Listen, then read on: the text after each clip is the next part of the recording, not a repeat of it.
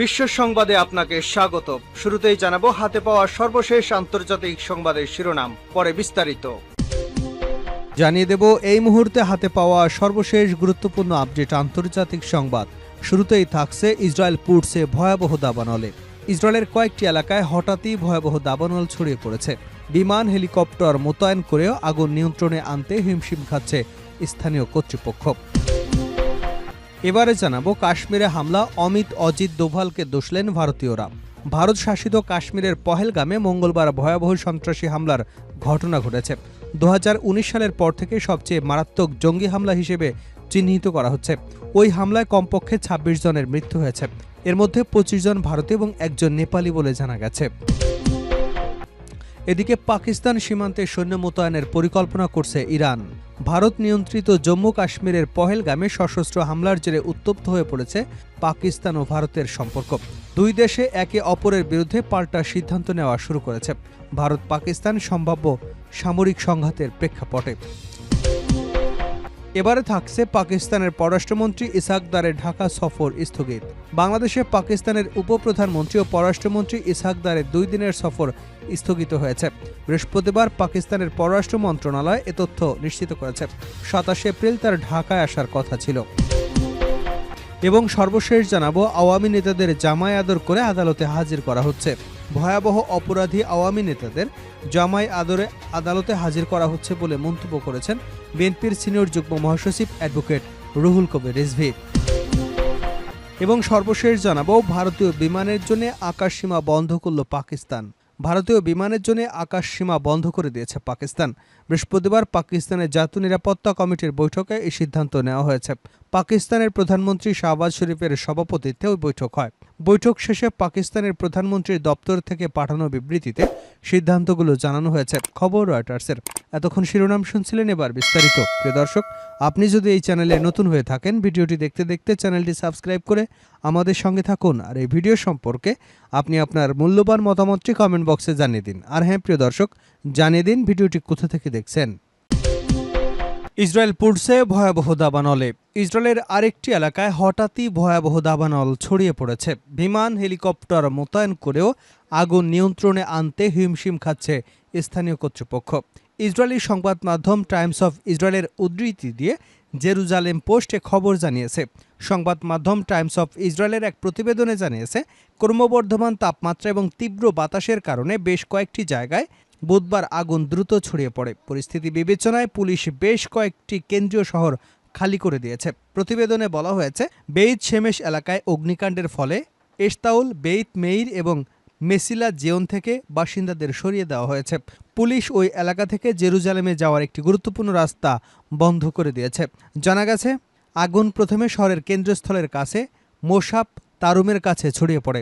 আগুন নেভানোর কাজ শুরু করবার সময় প্রবল বাতাসের কারণে তা আরও বেড়ে যায়। ফায়ার অ্যান্ড রেস্কিউ অথরিটির একজন মুখপাত্র টাইমস অফ ইসরায়েলকে জানিয়েছেন, এই আগুনে 9 জনের সামান্য ক্ষতি হয়েছে। এর মধ্যে 7 জন দমকল কর্মী এবং 2 জন বেসামরিক ব্যক্তি রয়েছেন। অগ্নি নির্বাপন এবং উদ্ধার কর্তৃপক্ষ আগুন নেভানোর জন্য 6টি জেলা থেকে অগ্নি নির্বাপকদের তালিকাভুক্ত করেছে এবং ইসরায়েলি প্রতিরক্ষা বাহিনী আইডিএফও আগুন নেভানোর কাজে যোগ দিয়েছে। বেইত শেমেশের উত্তরে দাবানল নেভাতে প্রায় 110টি অগ্নি নির্বাপক দল, 8টি অগ্নি নির্বাপক বিমান এবং একটি হেলিকপ্টার কাজ করছে। কাশ্মীরে হামলা, অজিত দোভালকে দোষছেন ভারতীয়রা। ভারত শাসিত কাশ্মীরের পেহেলগামে মঙ্গলবার ভয়াবহ সন্ত্রাসী হামলার ঘটনা ঘটেছে। 2019 সালের পর থেকে সবচেয়ে মারাত্মক জঙ্গি হামলা হিসেবে চিহ্নিত করা হচ্ছে। ওই হামলায় কমপক্ষে 26 জনের মৃত্যু হয়েছে। এর মধ্যে 25 জন ভারতীয় এবং একজন নেপালি বলে জানা গেছে। ভারতের অন্যতম মনোরম এই উপত্যকায় ছুটি কাটাতে আসা বেসামরিক নাগরিক ছিলেন নিহতরা। এদিকে দ্য রেজিস্ট্যান্স ফ্রন্ট নামের একটি স্বল্প পরিচিত একটি গোষ্ঠী এই হামলার দায় স্বীকার করেছে। তবে ভারত মনে করছে এই গোষ্ঠী আসলে পাকিস্তান ভিত্তিক লস্কর-ই-তৈবা এমনই অন্য কোনো সন্ত্রাসী সংগঠনের ছদ্মনাম। এর পরিপ্রেক্ষিতে হামলার পরপরই পাকিস্তানকে অভিযুক্ত করে ভারতের প্রতিরক্ষা মন্ত্রী রাজনাথ সিং বলেন, এর কড়া স্পষ্ট জবাব দেওয়া হবে। অন্যদিকে এই হামলায় কোনো সংশ্লিষ্টতা নেই বলে দাবি করেছে পাকিস্তান। জঙ্গিদের কোনো ধরনের সহায়তা দেওয়ার অভিযোগ অস্বীকার করেছে। তবে তারা বলেছে, কাশ্মীরিদের স্বায়ত্তশাসনের দাবিকে তারা নৈতিকভাবে সমর্থন করে। এই ইস্যুতে আবারও ভারত পাকিস্তানের মধ্যে বর্তমানে চরম উত্তেজনা বিরাজ করছে। হামলার দায় একজন আরেকজনকে চাপাচ্ছে, হামলায় জড়িত নিয়ে জনমনে ধোঁয়াশা সৃষ্টি করেছে। তবে এই হামলার ঘটনায় ভারত সরকারের গুরুত্বপূর্ণ ব্যক্তিরা জড়িত উল্লেখ করে স্ট্যাটাস দিয়েছেন ভারতীয় নাগরিক সায়ক ঘোষ চৌধুরী। বুধবার কাশ্মীরে নিজের আইডি থেকে দেওয়া এক পোস্টে কথা বলেছেন তিনি। পোস্টে সায়ক ঘোষ বলেন, পাকিস্তানকে প্রত্যাঘাত করা হবে কি হবে না আমার কাছে তুচ্ছ বিষয়। আমি সাধারণভাবে বিশ্বাস করি না অমিত শাহ অজিত দোভালের সাহায্য ছাড়া কোনো অস্ত্র বা অস্ত্র চালানোর লোক কাশ্মীরে ঢুকতে পারে। আগে তবুও অনেক জায়গা ছিল যেখানে দিয়ে জঙ্গি ঢোকার সুযোগ ছিল। এখন প্রযুক্তির উন্নতির ফলে সেই সব জায়গায় অতি সহজেই নজরদারি করা যায়। আর আমি কার্গিল যুদ্ধের পরে কাশ্মীরে গেছি, আমি কোনোদিন শুনিনি পর্যটকদের জঙ্গিরা হত্যা করে। তিনি আরও লেখেন, আমাকে মিলিটারি কমান্ডাররা বুঝিয়েছিলেন জঙ্গিরাও পর্যটকদের আক্রমণ করবে না। কাশ্মীর বেঁচে থাকে ট্যুরিজমের উপরে, ওদের টার্গেট আমরা। মানে কাশ্মীরের জঙ্গি আক্রমণের চরম পর্যায়েতেও পর্যটকদের উপরে আক্রমণের ঘটনা দেখেনি। আর পেহেলগাঁও, গুলমার্গ, সোনমার্গ মিলিটারি কভারে মুড়ে রাখা হতো। জঙ্গিরা কোন ধর্ম সেটা জিজ্ঞাসা করে হত্যা করেছিল। সেটাতেই বোঝা যায় যে প্ল্যানিং অনেক উপর থেকে এসেছে। যদি পাকিস্তান দায়ী থাকে তাহলে পাকিস্তান থেকে লোকদের ঢুকতে দিয়েছে যে মোদী সরকার, তাদের দায় নিতে হবে বৈকি। নরেন্দ্র মোদী জঙ্গি হামলা বন্ধ করে দিয়েছেন, এ দাবিটা তাহলে মিথ্যা ছিল। ভারতীয় এই নাগরিকের পোস্টের মন্তব্যের ঘরে জয়ন্তা হালদা নামের এক ব্যক্তি লেখেন, কেউ ভুলে যাবে না ভারত এখনো ব্রিটেনের ডোমিনিয়ন স্টেট। আমবাগানের মাচায় মালিক নয়, পাহারাদার বসানো হয়েছে। ভারতীয় নাগরিকদের পোস্টকে সমর্থন জানিয়ে ব্যানার্জি তাপস লেখেন, 100% সহমত, আমার কথাটা বলে দিলেন। নীলুভু লেখেন, জঙ্গি পাশের দেশ থেকে টপকে ঢুকেছে, এটাই বা শিওর হচ্ছেন কি করে?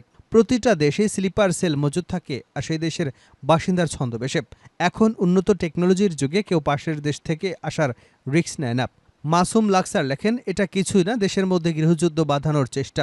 এই ঘটনাকে কেন্দ্র করে যাতে কিছু উগ্র ক্ষেপে ওঠে আর সুবিধাবাদী নেতাগুলো যাতে গদিতে থাকে। এবি মান্না নামের আরেক ব্যক্তি লেখেন, কাশ্মীর হামলা সম্পূর্ণ পরিকল্পিত এবং এটা বর্তমান ভারত সরকারের যে ব্যর্থতা সেটা ঢাকার জন্য একটা অপচেষ্টা মাত্র। পাকিস্তান সীমান্তে সৈন্য মোতায়েনের পরিকল্পনা করছে ইরান। ভারত নিয়ন্ত্রিত জম্মু কাশ্মীরের পহেলগামে সশস্ত্র হামলার জেরে উত্তপ্ত হয়ে পড়েছে পাকিস্তান ও ভারতের সম্পর্ক। দুদেশ একে অপরের বিরুদ্ধে পাল্টা সিদ্ধান্ত নেওয়া শুরু করেছে। ভারত পাকিস্তান সম্ভাব্য সামরিক সংঘাতের প্রেক্ষাপটে ইরান পাকিস্তানের সঙ্গে তার সীমান্ত নিরাপদ রাখতে কয়েক ব্রিগেড সৈন্য মোতায়েন করবার পরিকল্পনা করছে। খবর দ্য ইরান অবজারভার। এর আগে সীমান্ত নিরাপত্তা জোরদার এবং আন্তঃসীমান্তের সন্ত্রাসবাদ মোকাবেলায় সহযোগিতা বৃদ্ধির বিষয়ে ইরান ও পাকিস্তান একমত হয়েছে। 2024 সালের নভেম্বরে ইরানের পররাষ্ট্রমন্ত্রী সৈয়দ আব্বাস আরাকসি ইসলামাবাদ সফর করেন এবং দুদেশের মধ্যে সীমান্ত নিরাপত্তা শক্তিশালীকরণ এবং সন্ত্রাসী হামলা প্রতিরোধে উন্নত সমন্বয়ের প্রয়োজনীয়তার উপর গুরুত্ব আরোপ করেন। উভয় পক্ষ সীমান্ত ব্যবস্থাপনার জোরদার এবং পারস্পরিক নিরাপত্তা চ্যালেঞ্জ মোকাবেলায় সহযোগিতা বাড়ানোর প্রতিশ্রুতি ব্যক্ত করেন। উল্লেখ্য, জম্মু ও কাশ্মীরের পহেলগামে ভয়াবহ সন্ত্রাসী হামলায় 25 জন ভারতীয় পর্যটক এবং একজন নেপালি নাগরিক নিহত হয়েছেন। ভারত অভিযোগ করছে পাকিস্তান কাশ্মীরের সন্ত্রাসী গোষ্ঠীকে মদত দিচ্ছে। অন্যদিকে পাকিস্তান এই অভিযোগ প্রত্যাখ্যান করেছে। পহেলগামের সন্ত্রাসী হামলার প্রতিক্রিয়ায় সিন্ধু নদের জল চুক্তি স্থগিত করেছে, সীমান্ত বন্ধ করে দিয়েছে, পাকিস্তানি নাগরিকদের দেশে ফিরে যেতে নির্দেশনা দিয়েছে। পাকিস্তানে অবস্থিত ভারতীয় হাইকমিশনে কূটনৈতিক সংখ্যা কমিয়ে দিয়েছে। অন্যদিকে পাকিস্তান ভারতীয় কূটনৈতিকদের অবাঞ্ছিত ঘোষণা করেছে, ভারতীয় ভিসা বাতিল করছে এবং ভারতীয় বিমান চলাচল ও সীমান্ত বন্ধ করেছে। পাকিস্তান জানিয়েছে তাদের পানি সরবরাহে কোনো হস্তক্ষেপকে যুদ্ধ ঘোষণা হিসেবে বিবেচনা করা হবে।